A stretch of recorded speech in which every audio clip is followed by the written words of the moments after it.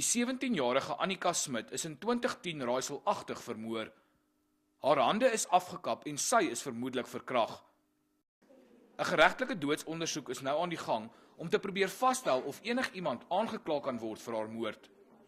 Die staat voer aan daar was gesprekke tussen 'n man wat saam met Annika op skool was en die se vriendin om van iemand ontslae te raak.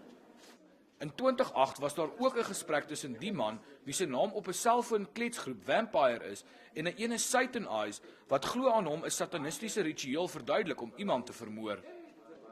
Die man se suster het vandag getuig die dreigement om kwansuis van iemand ontslae te raak het na iemand anders verwys en was boonop sommer net praatjies. Die man se ma het op haar beurt getuig oor 'n krapmerk op die man se nek rondom die tyd toe Annika vermoor is. Sy voer aan haar dogter het hom per ongeluk tydens 'n familietwis gekrap en volgens die dogter het die besering 3 dae na Annika se dood gebeur. Lydensgetuienis het die man slange besit waarvan hy soms die koppe afgesny het.